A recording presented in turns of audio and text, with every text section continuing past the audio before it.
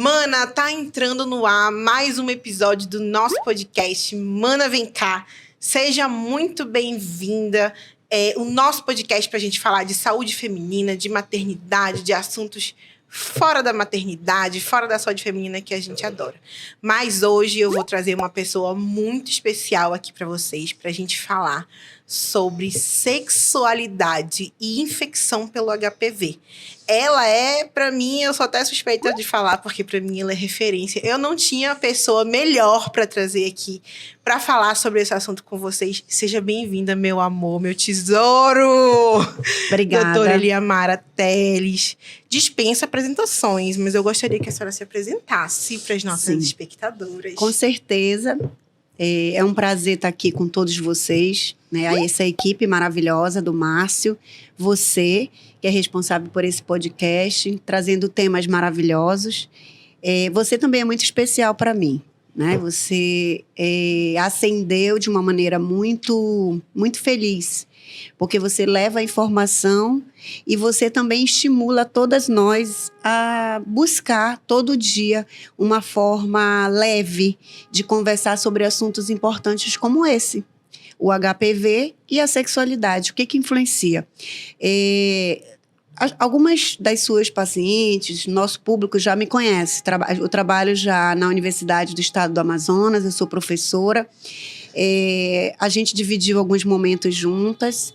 E você sabe o quanto é importante a gente conversar e a gente estar preparada para falar para a paciente, para dar um diagnóstico e para a gente dividir essa responsabilidade. E esse foi um tema muito importante. E é um tema que antecede ao mês que vai chegar, que é o Março Lilás. A minha especialidade é uma especialidade que trata de pacientes com diagnóstico de infecção por HPV, seja ela com alguma doença ou não, e a gente precisa estar sempre alerta o que vai fazer com a sexualidade desta paciente depois do diagnóstico, depois do tratamento e depois que ela finalizar. Então, assim, esse é um tema que você traz hoje, que vem à tona, e que todo dia a gente tem uma paciente, você agora que ascendeu muito bem, fez tua especialização, tua pós-graduação, e está recebendo paciente o tempo inteiro, fazendo diagnóstico, e um diagnóstico que precisa ser seguro. Muito obrigada pelo convite. Nada, doutora. Assim, acho que mesmo quem não tem tanta afinidade pela sexualidade, né, quando a gente se propõe a trabalhar com patologia do trato genital inferior, você está diretamente relacionado à sexualidade feminina, né? Porque a gente vai tratar de patologias relacionadas ao órgão sexual, né? A parte íntima da mulher. E cada vez mais tem se falado sobre a infecção do HPV, que é um tabu, né? Ainda na vida das mulheres. É muito difícil a paciente chegar com a queixa de falar abertamente que descobriu uma verruga, né? Enfim.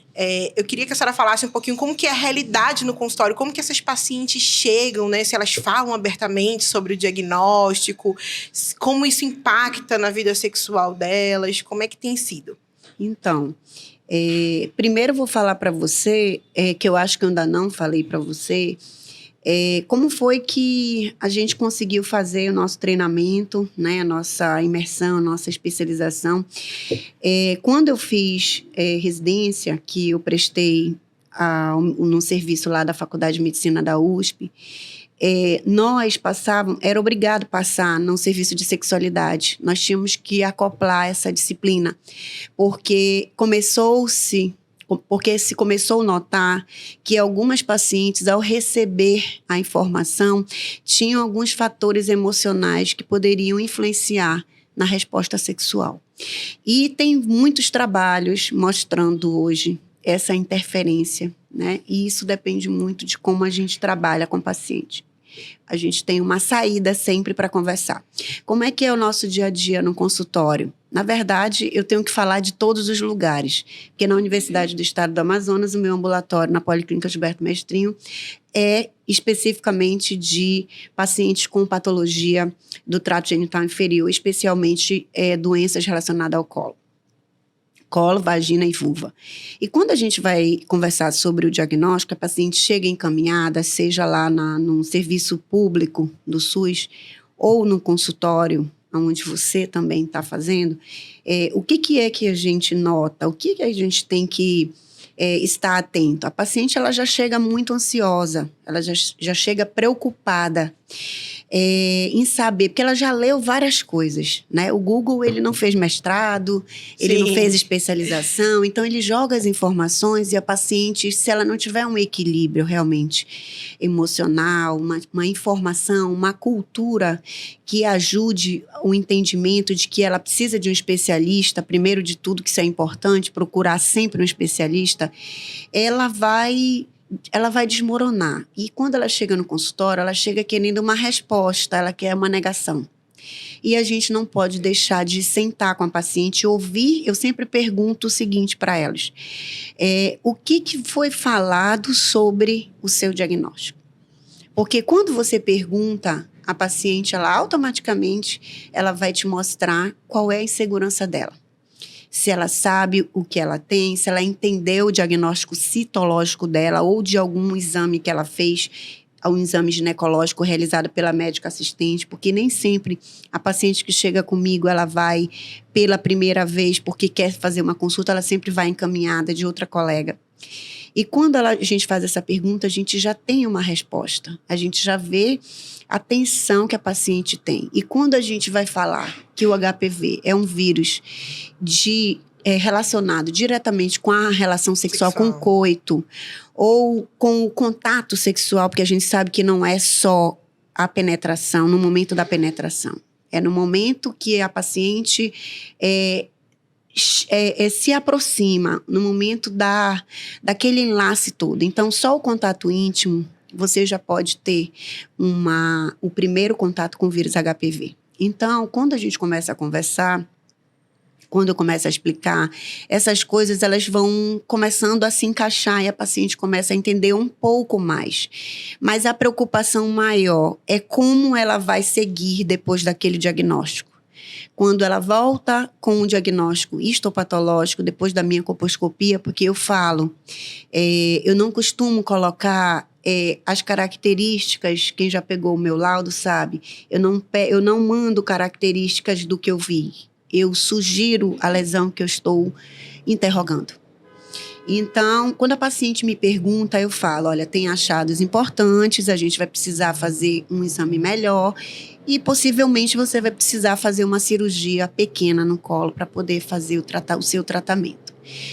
Não sugere um câncer, que isso é importantíssimo a gente falar para ela quando tiver um achado maior, quando tiver um câncer, uma neoplasia invasiva, isso é super importante a gente deixar claro no começo da investigação. E aí, a gente conversar sobre o parceiro dela, porque ela não vai conversar isso com ninguém. Ela só vai conversar com o ginecologista. Até porque, nesse momento, há uma quebra muito importante do vínculo, né? Porque a gente vai trabalhar com pacientes que já vão chegar emocionalmente comprometidas, né? Então, também tem a abordagem do especialista para essas pacientes, né? Tem um trabalho que ele fala que a paciente que é portadora do HPV, quando ela descobre que ela é portadora do HPV, ela vai ter disfunção sexual em várias dimensões. Sim. Né? Porque ela tem a sensação da perda do domínio sobre o corpo dela. Sim. Né? E ainda é um tabu, né? Falar de HPV. Mais de 80% da população que tem vida sexual ativa está contaminada ou vai se contaminar em algum momento. Não importa se tem vida, se tem um relacionamento estável. Toda mulher que mantém relação sexual, seja ela de pouco tempo, de muito tempo, se já teve exposição, se ela teve parceiros anteriores, se o parceiro teve parceiras anteriores e que manteve relação sem preservativo, se espera uma infecção transitória ou uma infecção persistente ao longo de alguns anos. E o mais importante é a gente não julgar, porque quando você conversa com a paciente, você fala para a paciente que ela tem uma lesão, que vai ser tratada, que é algo que é resolvível. Ela sai do consultório um pouco mais aliviada, mas ela vai ter que conversar com o parceiro, porque eu sempre digo, a partir de hoje, você vai manter relação com um preservativo. Porque o seu tratamento daqui para frente vai depender muito das infecções sucessivas que você vai apresentar. E se você entra em contato com novos vírus ou outros agentes, aquele terreno que já está comprometido, ele fica muito mais vulnerável. Então, é uma conversa que tem que ser clara e a gente tem que falar para ela. Vida normal. A única coisa que a gente tem que tomar cuidado é a proteção. Só que isso se quebra. É uma relação, é uma afetividade que vai... naquele momento vai ser mexida dependendo muito de como você dá a notícia e de como você segue com essa paciente. Eu tenho algumas pacientes que não tiveram nenhum, a gente não teve problemas, porque elas levaram os parceiros. E eu já automaticamente solicitei a avaliação do urologista e os exames que eu peço da paciente, eu peço também para o parceiro. Peço a autorização dele, porque ele não é meu paciente. Pergunto se ele tem vontade de fazer algum exame. Se ele tem, eu solicito. E isso acaba sendo uma forma da gente, de acolhimento, diante de um diagnóstico que a gente não sabe se a paciente vai absorver bem e se o parceiro dela vai entender. Porque o uso do preservativo, muitas vezes, não fica limitado pela mulher, pela parceira. Fica limitado pelo parceiro. Né? A forma com que, culturalmente, isso ele é visto, ele é sentido. Resposta sexual da mulher é diferente da resposta sexual do homem. Você falou agora há pouco que existem muitos sintomas que podem aparecer. O vaginismo é um. Sim, exatamente. A gente precisa falar sobre é isso um dos também. diagnósticos que a gente precisa tomar bastante atenção e a gente perguntar na história da paciente quais foram os eventos que ela apresentou anteriormente. Porque ela pode já ter vaginismo por algum problema anterior, um VVS, se ela foi vítima de violência sexual, né, se ela foi abordada de uma maneira diferente, se ela teve algum trauma. E, às vezes, isso tem que ser acomodado de uma maneira muito especial no momento que a gente está conversando sobre esse diagnóstico. E, na volta dessa paciente, no retorno dela, importantíssimo, se o parceiro não foi, para o parceiro estar presente. Porque ele vai precisar entender que a vida sexual deles, a vida não acabou. Ela vai continuar, apenas com uma segurança maior, né? Com um cuidado maior. E se ainda não tiveram, ainda não foram pais, né? Que eles pensam em ter um bebê lá na frente, a gente precisa orientar que a vida vai continuar depois do tratamento. Alguns tratamentos eles duram em torno de 2 anos, outros até um pouquinho mais, se fizer alguma cirurgia um pouquinho mais, que vá comprometer um pouco mais a estrutura do colo. E a gente vai abordando devagar para que haja um entendimento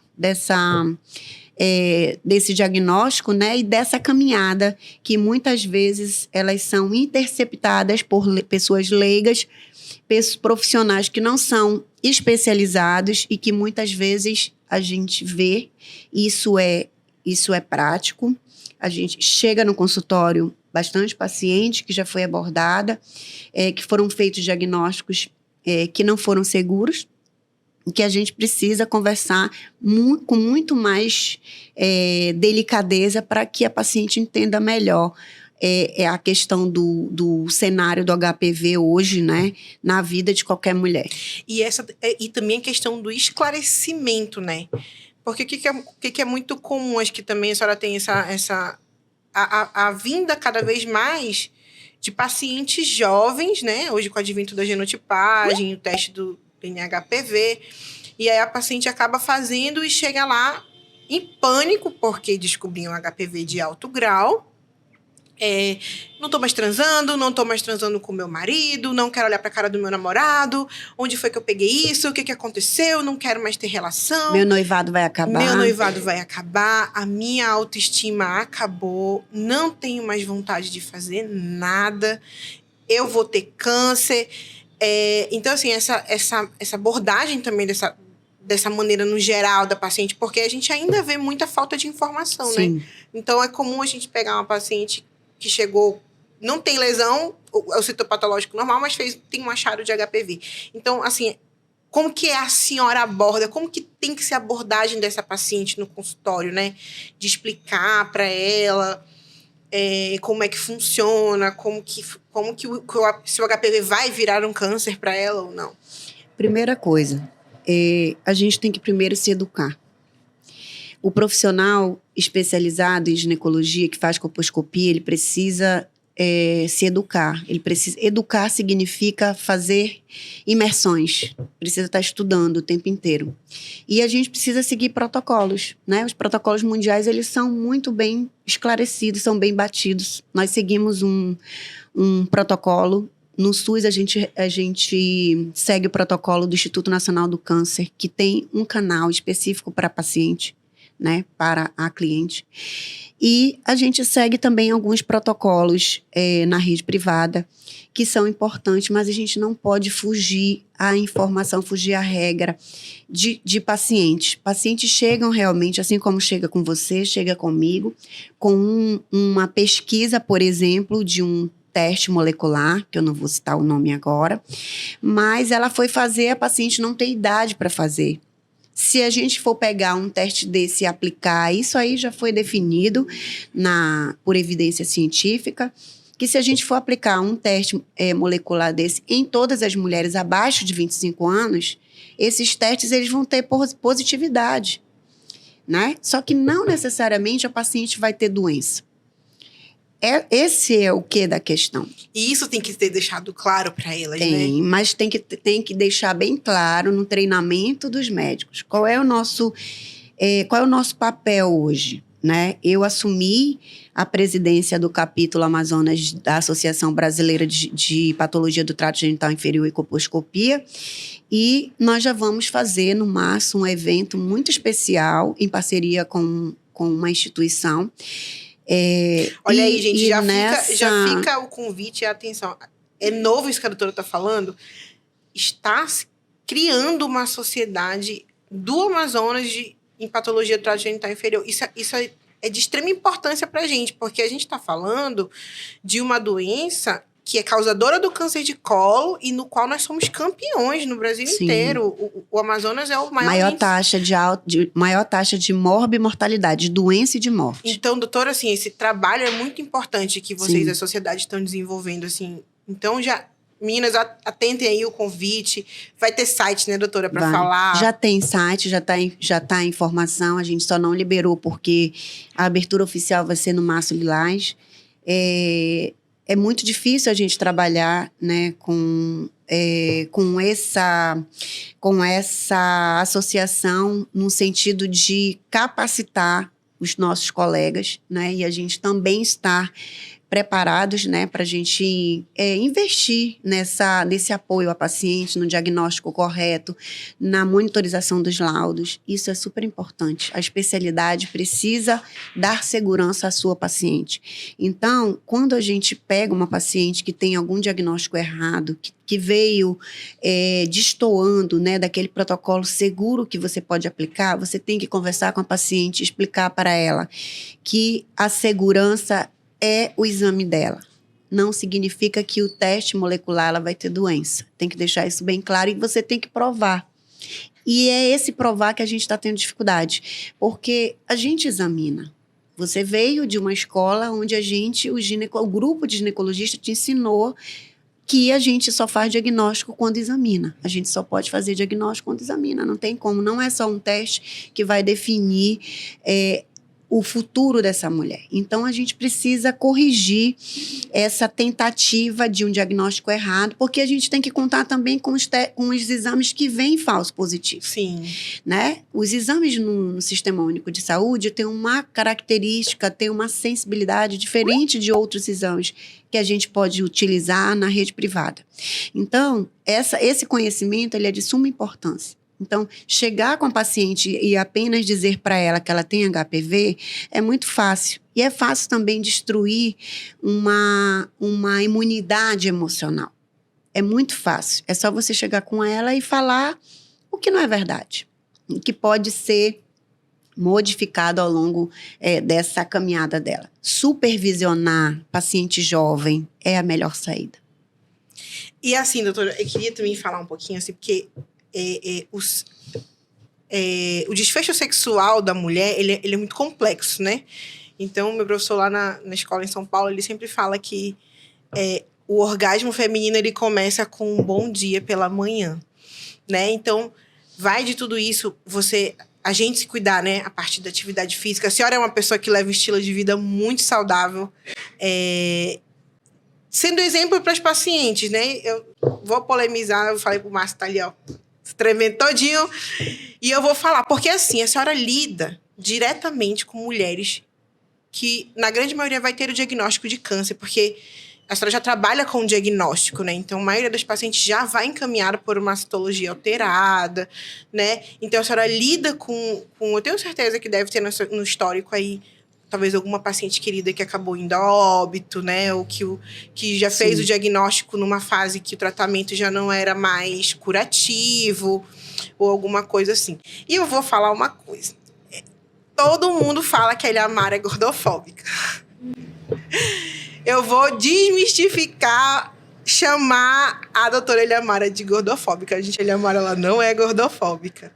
A Eliamara, ela trabalha com saúde da mulher, não é isso? Sim. E ela tá acostumada a ver esses desfechos desfavoráveis. E tu sabes o quanto isso impacta na vida de uma pessoa. Sim. Né? E aí eu ia te perguntar se isso tem a ver com o fato de você já ter visto uma pessoa que o estilo de vida influenciou muito pro desfecho, ou o diagnóstico mais sombrio do câncer. Mas antes eu vou contar uma história aqui para acalmar todo mundo aqui, tá? Eu fui aluna da doutora Eliamara na residência. E antes de eu entrar no módulo dela, eu já falei isso pra ela, contei pra ela esses dias. Me arrepiaram. Você vai ver só. Tu vai pegar a mijada a manhã inteira, teu jaleco não tá fechando, né? Os residentes vão saber do que eu tô falando. E aí eu já fui me tremendo todinha. Eu falei, misericórdia, hoje eu não emagreci nada pra chegar na aula da doutora Eliamara. Não comprei sapato novo. E aí ela fez as colposcopias e tal. No final da aula, ela chegou pra mim. E eu falei, é agora, minha hora chegou. E aí, sabe, a senhora lembra que a senhora falou pra mim? Mais ou menos. Tantas coisas que eu já falei pra você. Ela disse assim, vem cá. Hoje eu vou pedir os teus exames e semana que vem você vai lá na Caroline Coimbra. Eu não vou falar nada, eu vou te ajudar a resolver o teu estilo de vida. Isso pra mim teve um impacto muito grande, sabe? Que bom. E desde então a gente tem um vínculo muito legal. Então, assim, eu fico tiririca quando alguém fala que a Mara é gordofóbica. A gente tem que pensar que você trabalha com o diagnóstico, que você sabe o quanto isso, de fato, impacta na qualidade de vida, no desenvolvimento de doenças. E eu queria que a senhora falasse sobre isso. Então, Márcio Braga emagreceu 14 quilos. Ele sabe o quanto eu falei pra ele que isso seria maravilhoso e a Karen ia amar. Então, depois a Karen vai me falar... Falando de sexualidade sim, também, né? De resposta sexual, né? Porque a gente cuida de paciente há 20 anos, de mulher. E desde quando eu formei, aliás, desde quando eu entrei na universidade, eu sempre quis ser ginecologista. Eu sempre acompanhei o serviço desde sempre. E eu fui para um serviço onde a gente tinha as especialidades muito bem alocadas, né? E a gente via muito o serviço de obesidade. Então, eu via muita paciente chorar porque não conseguia engravidar. Eu via muita paciente chorar porque não podia ir para a cirurgia. Eu via muita paciente chorar porque não tinha condição de comprar medicação para tratar a obesidade. Obesidade é uma doença e a gente precisa acolher, a gente precisa fazer o diagnóstico. Muitas vezes a paciente chega comigo, vou te dar um exemplo que não é assim muito longe do que você vê. Paciente com sangramento uterino anormal, sem causa nenhuma uterina, sem causa nenhuma estrutural. A paciente que está sobrepeso, não digo nem obesidade, ela vai fazer uma conversão periférica. O que é conversão periférica para quem está nos assistindo? A conversão periférica é tudo que você produz no tecido adiposo, na gordura. E muita coisa é influenciada no ciclo menstrual. O ciclo menstrual da mulher é como se fosse um diamante. Ele é influenciado pelo calor, ele vai ficar bonito quando ele está muito bem cuidado. E o ciclo menstrual ele é influenciado por tudo. Pelas sensações, né, pelo emocional, pelo estresse e também pela obesidade, pelo sobrepeso. E eu toda quinta-feira, meu ambulatório de patologia ginecológica. Eu pego de 12 pacientes que nós atendemos, junto com os alunos e com os residentes, a gente pega, de 12 pacientes, a gente pega 50% das mulheres com sobrepeso ou obesidade. E eu vou contar uma coisa para você, para ilustrar isso que você me fala. Chegou uma paciente de uma cidade do interior comigo, que ela queria engravidar. Isso me marcou muito, há 2 anos, antes da pandemia. E essa paciente foi comigo a toda aquela informação que você sabe que eu falo, que a gente não vai conseguir tratar se ela não tiver a reeducação alimentar, se ela não tiver atividade física, a gente encaminha para nutricionista, a gente encaminha para endocrinologista, a gente encaminha para psicologia. Você sabe como é que a gente trabalha. O SUS nem todo tempo oferece isso, mas a gente precisa dar para a paciente o que é melhor para ela, uma equipe multidisciplinar, e a paciente abraçou o que eu falei para ela. Passou a pandemia, eu já tinha esquecido da paciente, porque a gente recebe muita gente de primeira vez. E a paciente chegou lá comigo, isso é paciente lá da Policlínica. E hoje ela é uma paciente muito feliz, hoje ela já é mãe. Ela chegou comigo e falou, ela entrou na porta e perguntou se ela podia ser encaixada, porque era do interior e ela tinha passado os 2 anos da pandemia sem ir lá comigo. Eu falei para ela, mas você é minha paciente? E ela falou bem assim, doutora, a senhora não está me conhecendo, eu emagreci 30 quilos. Caraca! Ela abraçou aquilo, tudo que eu falei para ela, e no interior, ela disse que caminhava, ela disse que pegava as garrafas de PET de refrigerante, mandou o marido dela encher as garrafas para ela fazer musculação, fazer peso. Chamou um professor de educação física da universidade e pediu para ajudar. Ela emagreceu 30 quilos, ela chegou comigo com o ciclo dela, a primeira vez, com um sangramento de 45 dias, sem parar. Então, isso é para ilustrar o quanto a gente tem que levar a sério a questão da saúde. Tudo que envolve atenção básica, saúde de dentro de casa, a nossa saúde bucal, a nossa saúde emocional, a nossa saúde física, vai impactar diretamente nas doenças. A obesidade, ela vai na frente de da maioria das neoplasias, e o tratamento se torna difícil quando a paciente ela tem os fatores que não vão poder ser conjugados, alocados, tratados no momento do diagnóstico dela, infelizmente. Então, assim, eu bato muito de frente, eu dou muito esse exemplo. Eu não sou gordofóbica, eu levanto a bandeira da saúde realmente feminina. A saúde feminina, ela envolve a parte física. Se a mulher está bem fisicamente, ela vai produzir, ela vai ter um ciclo menstrual bom, ela não vai ter substâncias inflamatórias produzidas em excesso, porque ela não vai fazer conversão periférica, ela vai ter uma pele boa, ela vai ter a relação sexual dela, a vontade, o desejo dela vai estar intacto, o desejo sexual, e a resposta sexual dela maravilhosa, ela vai sair todo dia de casa com vontade de oferecer o melhor, que eu acho que é isso que eu sinto. Talvez a forma que a gente coloca muitas vezes impacta a paciente, porque ela não aceita que a obesidade é uma doença. E ela não entende que os fatores relacionados ao sobrepeso e à obesidade influenciam em algumas patologias ginecológicas. Então, é o meu dever. E eu fico muito feliz porque você me ouviu. E fico muito feliz dos outros alunos. Eu encontro aluna no corredor dos hospitais onde eu trabalho, privado e público, e que me chamam muita atenção e vem comigo e mostra, doutor, olha o meu jaleco. O jaleco já fechou. Eu estou bem, eu casei, eu estou feliz. Tudo que a senhora me falou era tudo verdade. E hoje eu passo isso tudo para as minhas pacientes. E nisso a gente vai falar de sexualidade com qualidade de vida, né? E é uma mulher que vai ter uma libido maior, que hoje é uma queixa no consultório, né? O desejo hipoativo, ele tem uma série de fatores que podem estar envolvidos, desde fatores emocionais até os fatores relacionados com a tua saúde física.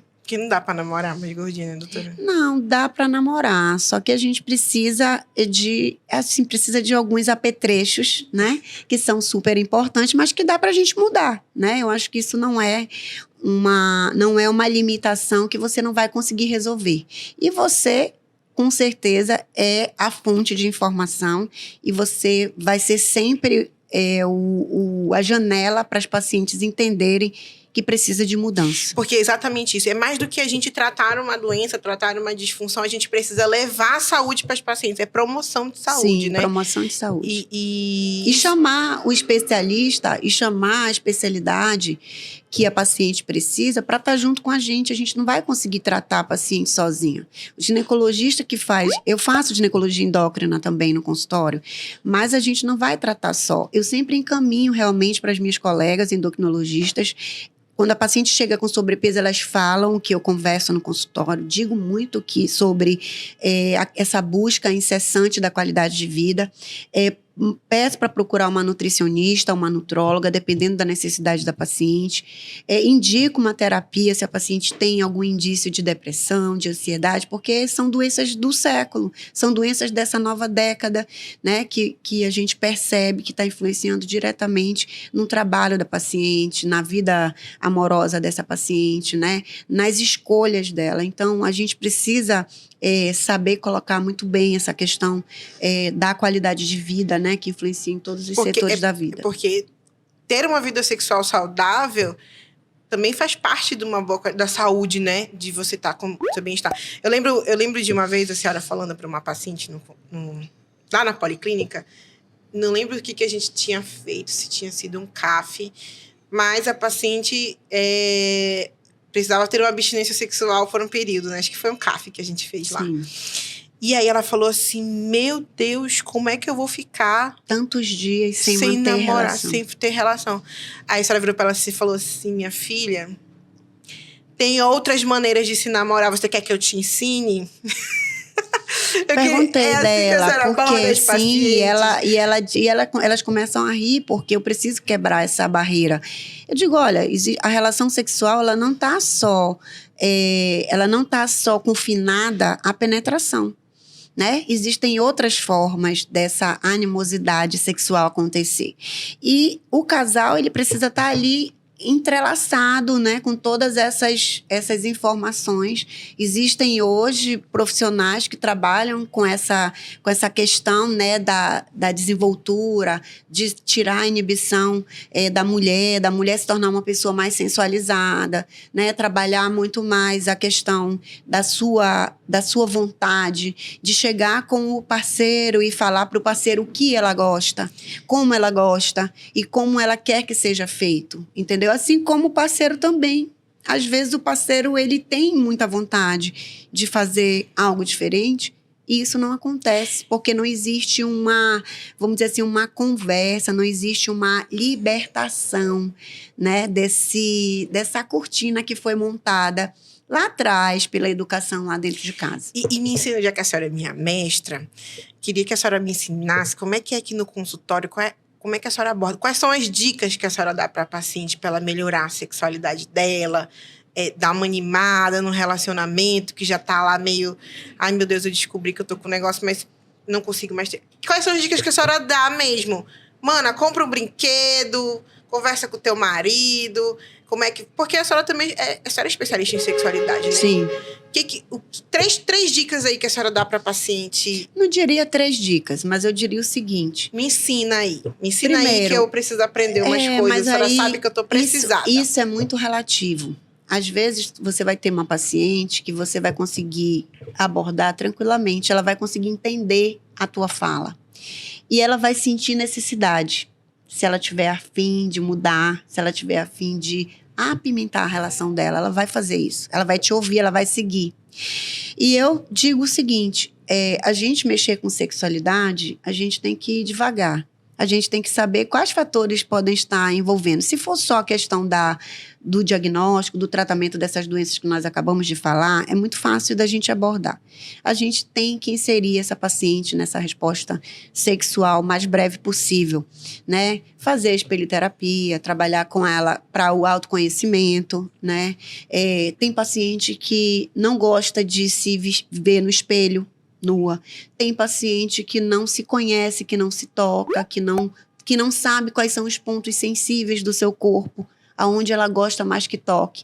Então, tem uma sequência escalonada desse autoconhecimento, que é super importante, e é por aí que a gente tem que começar. Ouvir da paciente o que ela tem para oferecer. Se ela é destemida, né? Se ela vai ser desprovida e ela vai aceitar as tuas informações, ou ela ainda é muito polida por uma educação sexual que ela teve lá na casa dela e a gente vai precisar respeitar. A gente vai precisar encaminhar, né, ela para uma consulta só de sexualidade, para poder a gente conseguir trabalhar isso aí. Mas assim, atividade física, o pilates, a dança, existem hoje várias modalidades que trabalham a sexualidade e a gente precisa estimular, né? Existem danças do polidense, tem muita mulher que chega comigo e diz: doutora, depois que eu vim aqui, eu fui pro polidense, eu me identifiquei. Hoje eu sou uma outra mulher. Eu trabalho, eu faço as minhas coisas, mas fico na cabeça que eu tenho que ir para lá. E quando eu chego na minha casa, eu chego dançando, eu chego sorrindo, eu tenho felicidade, algo que eu não tinha antes. E a minha relação sexual deu uma melhorada. Eu comecei a conversar com meu parceiro sobre algumas coisas que eu gostava, que eu gostaria que ele fizesse. E a gente está começando a mudar.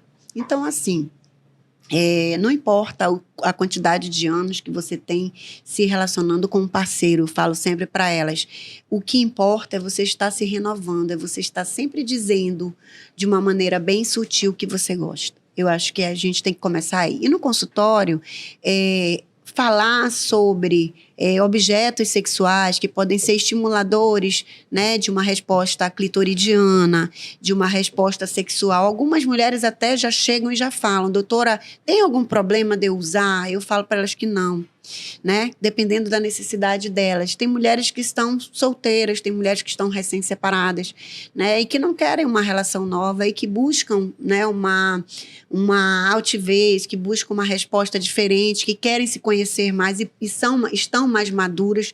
E essa relação da mulher, né, com o seu corpo é muito interessante, é muito importante, né? E hoje a mulher, ela está numa longevidade, ela está levando a vida dela sexual até mais tarde. Então, por isso que a gente tem que acolher a mulher e orientar da melhor maneira possível. E hoje com a facilidade de você iniciar a terapia hormonal para essas pacientes, né? Sim. Assim, o desejo sexual, a gente percebe que as pacientes têm um desejo sexual mais aumentado no pós-menopausa também, né? Sim. Sim, existe. Porque assim, a mulher hoje está mais esclarecida. Ela vai no teu consultório porque ela quer uma qualidade de vida melhor. Ela está fadigada. Ela trabalha. A mulher, ela faz parte do orçamento da casa. Algumas mulheres até com a maior parte do orçamento. Aí precisa realmente ter uma qualidade de vida. O estilo de vida dela é diferente. Ela vai para academia. Ela não quer ficar cansada. Ela quer ficar alerta. E você tem que oferecer a terapia hormonal para ela, mas com protocolos seguros, né? Levando em consideração os fatores de risco, os critérios que aquela mulher pode apresentar e que te deixam limitados para fazer determinadas substâncias hormonais. Então, assim, dá para a gente conversar, dá para a gente fazer várias coisas em função da sexualidade da mulher em qualquer fase da vida dela.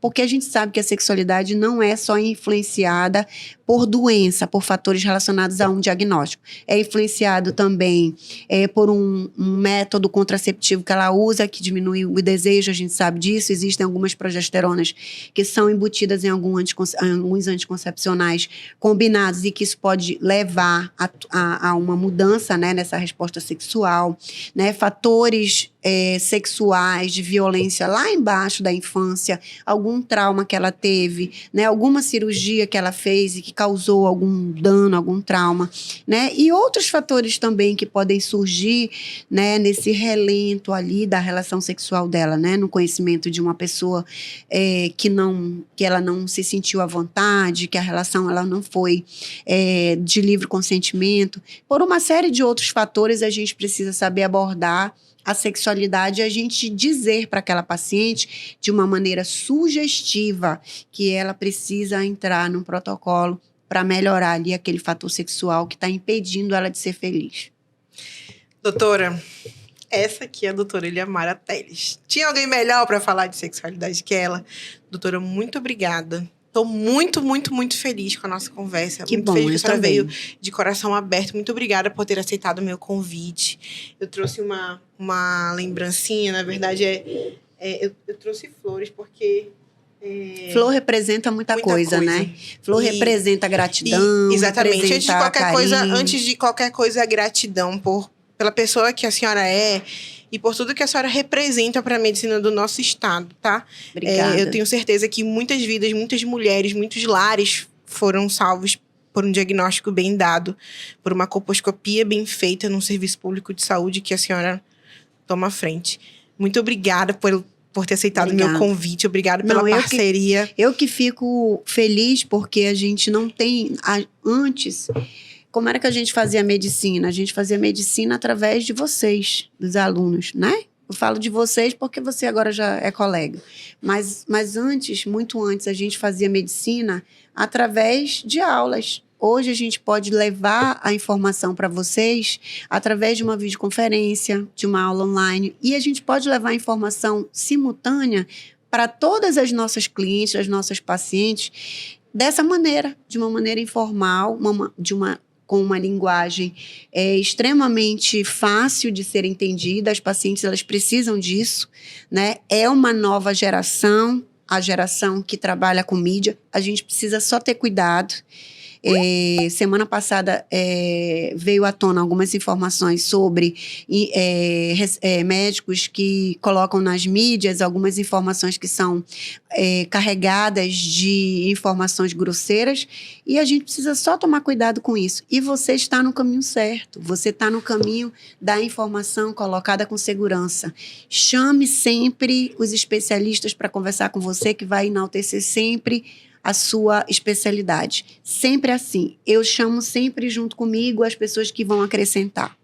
O Março Lilás está chegando e você é responsável também pela saúde da mulher do Amazonas, pelo diagnóstico, né, pela prevenção primária do HPV, do câncer de colo e pela prevenção secundária, do tratamento das infecções sexualmente transmissíveis. Você é responsável porque você está se formando, você está numa das escolas melhores fazendo todo o treinamento e eu não tenho dúvida que você vai ascender de uma maneira segura.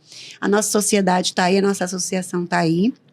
Nós temos vários profissionais, vamos unir todos eles para que a gente possa dar o melhor diagnóstico para a paciente. Muito obrigada à equipe toda, né, que nos recebeu aqui, preparando sempre com carinho. O nosso caputino, Márcio, né, que está aqui sempre nos acolhendo. Ele que abraça a saúde com muito afinco, com muito respeito. Ele não recebe só a gente, recebe também o Jefferson, que está aqui frequentemente, todos os outros colegas.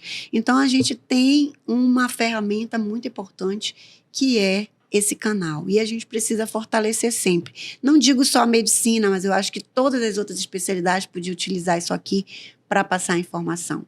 Muito obrigada, eu estou muito feliz. A gente precisa estar mais vezes aqui para conversar. Vamos estar. Mana, esse foi mais um episódio do nosso podcast. Mana, vem cá. Tem muita coisa legal chegando por aí. Não deixe de acompanhar a gente.